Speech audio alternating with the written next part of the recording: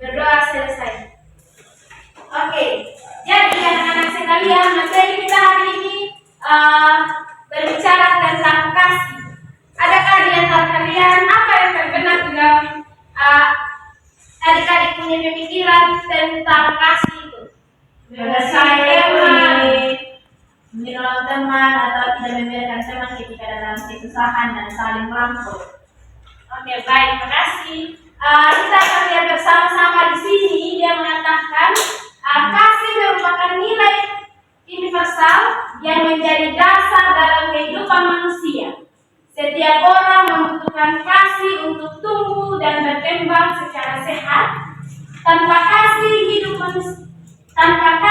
hidup manusia menjadi kurang dan kehilangan makna. Karena itu, kasih menjadi elemen penting dalam membangun relasi yang harmonis dengan keluarga, sekolah, dan masyarakat. Jadi, kasih itu memiliki kekuatan untuk menyatukan, memulihkan, dan menciptakan kedamaian. Jadi anak-anak, seperti yang kami sudah katakan tadi, bahwa kasih itu adalah ketika kita saling mengasihi satu sama yang lain. Tetapi perlu kita ketahui bersama bahwa jika kita tidak memiliki kasih, maka hidup kita terasa apa? Hampa. Oke, betul sekali. Jika kita tidak memiliki kasih, maka hidup kita akan terasa hampa. Apalagi kalau dalam keluarga, apalagi dalam sekolah dan lingkungan masyarakat. Kalau kita tidak memiliki kasih, maka hidup kita akan terasa. Next. Sekarang kita akan melihat bersama-sama pengertian kasih. Jadi, anak-anak sekalian, secara umum, kasih dapat diartikan sebagai perasaan sayang, peduli, dan perhatian yang mendalam terhadap seseorang. Nah, di sini dia berbicara bahwa kasih itu dapat diartikan sebagai perasaan sayang. Teman-teman punya perasaan? Punya. Perasaan apa yang teman-teman punya? Perasaan sayang, bahagia, kasih sayang. Oke, baik. Semua yang adik-adik ngomong itu benar. Kita semua memiliki perasaan, baik ke dalam bentuk perasaan cinta, tentu di dalamnya ada kasih. Dan sayang pun juga demikian, di dalamnya juga ada bentuk kasih. Dan kasih juga memiliki berbagai bentuk, seperti kasih orang tua kepada anak, kasih persahabatan, kasih tentang ciptaan dan lingkungan. Jadi kembali ke pembahasan kita pada saat ini, bahwa kasih juga ini kita dapat menghidupinya di dalam lingkungan keluarga kita. Kasih kita terhadap kita punya saudara perempuan, saudara laki-laki, bahkan kedua orang tua kita dan orang-orang yang ada di lingkungan kita. Nah, saya mau tanya teman-teman, adik-adik sekalian, adik-adik punya kasih dalam persahabatan? Punya. Kasih seperti apa yang adik-adik punya dalam persahabatan? Kasih sayang, peduli, kasih apa? Oke, baik. Saat ini kita memiliki kasih yang tanpa pamrih. Jadi kita lanjut ke pembahasan kita pada saat ini, yaitu semua bentuk kasih ini menunjukkan bahwa manusia pada dasarnya adalah makhluk sosial yang saling membutuhkan satu sama yang lain. Jadi teman-teman, kita ini adalah manusia yang saling apa? Membutuhkan. Nah, kita saling membutuhkan. Jika kita tidak saling membutuhkan, maka apa yang terjadi? Sedih yang lain. Sedih. Oke. Jika kita tidak saling membutuhkan dalam kasih, itu artinya kita akan merasa sendiri, hidup kita akan merasa hampa karena tidak ada kasih di dalam dirinya kita. Nah, kita akan lanjut. Di sini kita akan melihat ciri-ciri kasih yang sejati. Oke, sampai anak-anak sekalian membacakan yang poin pertama. Tulus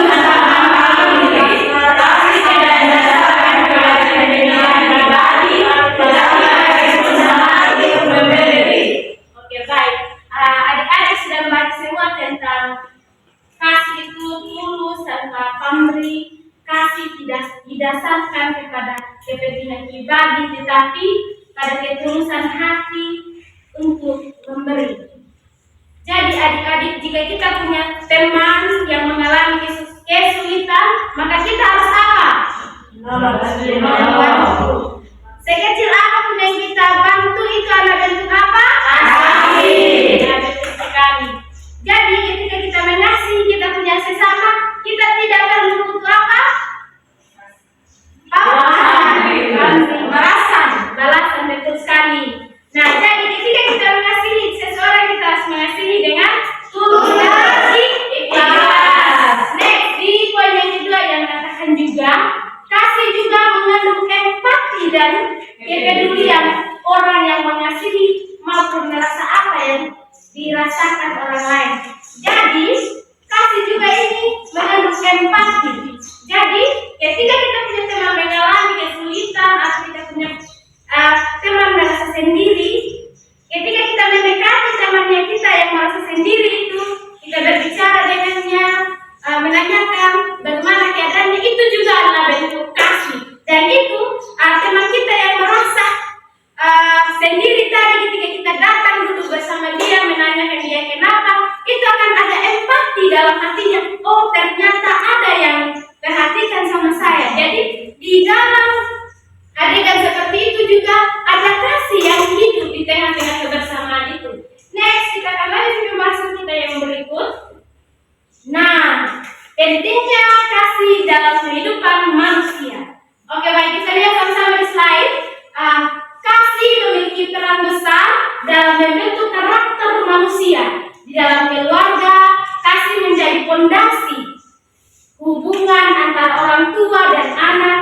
Anak yang tumbuh dalam lingkungan penuh kasih akan memiliki rasa percaya diri, empati, dan sikap peduli terhadap sesama. Jadi, adik-adik sekalian, jika kasih itu sudah ada, kita sudah mengenal kasih itu dalam lingkungan keluarga kita, kita sudah merasakan kasih yang seperti apa yang harus kita teladani dari kehidupan keluarga kita, maka ketika kita menemukan lingkungan yang berbeda dengan lingkungannya kita, lingkungan yang tidak memiliki kasih, ketika kita berada di situ, kita sudah percaya diri. Karena apa? Kita sudah memiliki gambaran kasih itu yang seperti apa, baik kasih dalam keluarga, kasih dalam pergaulan, dan kasih antara persahabatan. Jadi, kasih itu sangat berperan penting dalam diri setiap manusia, apalagi kita juga begitu. Dan di poin yang kedua juga yang mengatakan dalam masyarakat, kasih membantu menciptakan solidaritas dan rasa kebersamaan.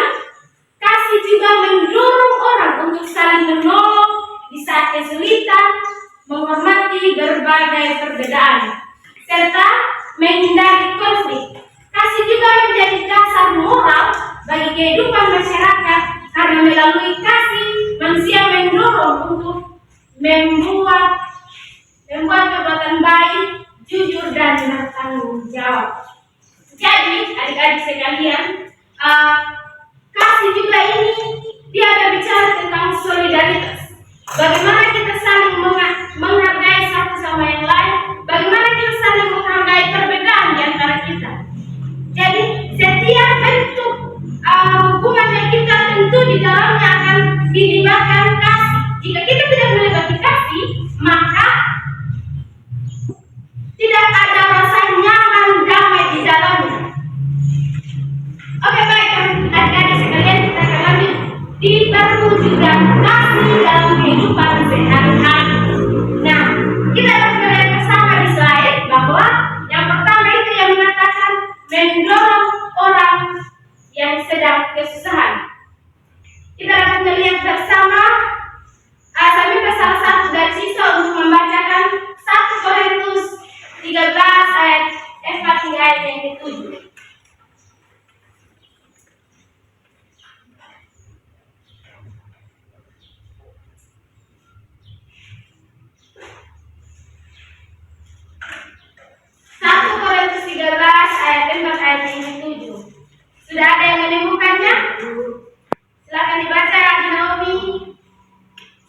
kasih itu sabar, kasih itu murah hati, ia tidak cemburu, ia tidak menegakkan diri dan tidak sombong.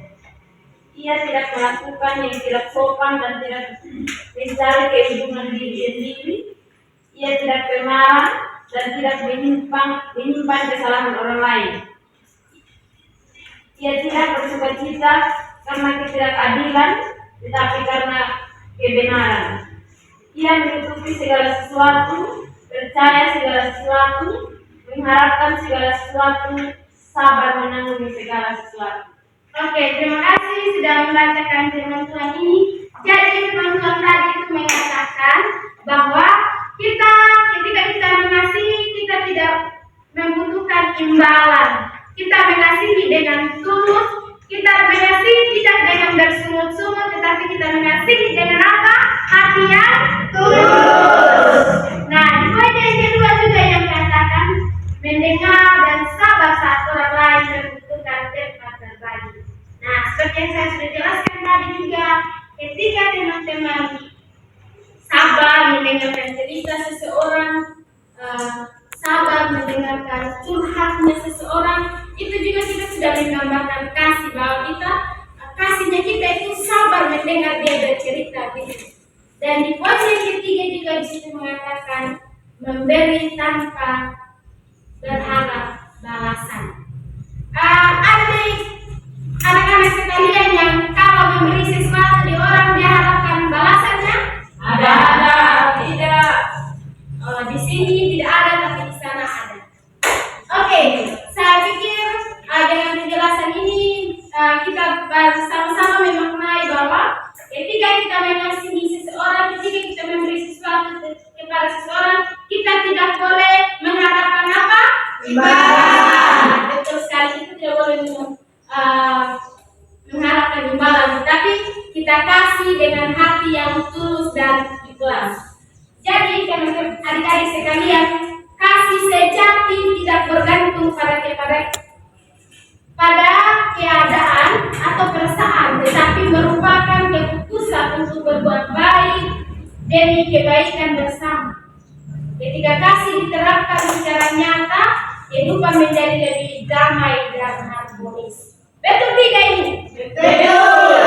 Jika kita sudah menerapkan kasih itu dalam hidup kita, maka kita akan mengalami yang namanya damai sejahtera dan harmonis dalam keluarga.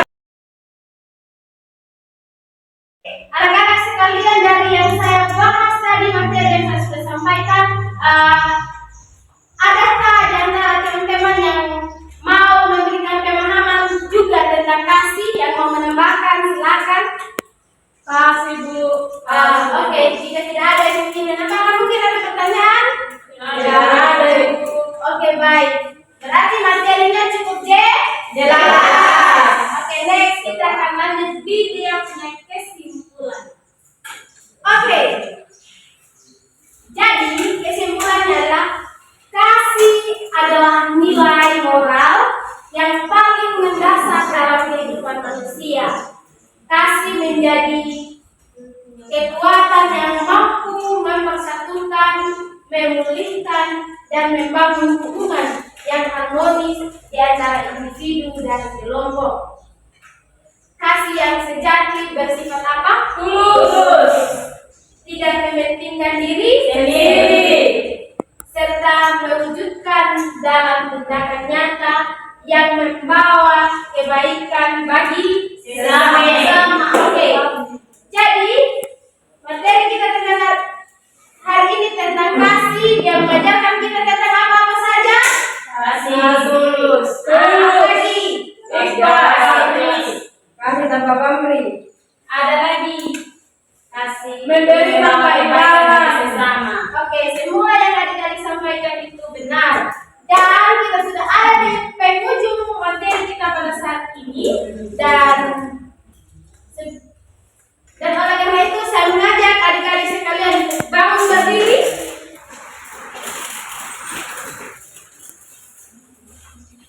Oke. Tadi awal kita sudah membuka kelas kita dengan doa. Dan oleh karena itu pada saat ini kita akan menutup kelas kita dengan dengan bernyanyi. Kita akan menyanyi bersama-sama lagu Kasihnya Seperti Sungai. Tahu? Tahu. Oke, 1, 2, 3. Kasihnya seperti sungai, kasihnya seperti sungai, kasihnya seperti sungai di hatiku. Mengalir di waktu susah, mengalir di waktu senang. Kasihnya seperti sungai di hatiku. Oke, silakan duduk kembali. Dengan demikian, kita sudah mengakhiri kelas kita dengan bernyanyi. Terima kasih untuk partisipasinya adik-adik, sudah setia mendengar, dan harapan kakak adik-adik semua tetap memiliki kasih dalam keadaan apapun. Oleh karena itu, selamat siang dan shalom. Shalom. Ibu. Hati-hati di jalan. Iya, permisi. Iya, dari Ibu. Dari Ibu.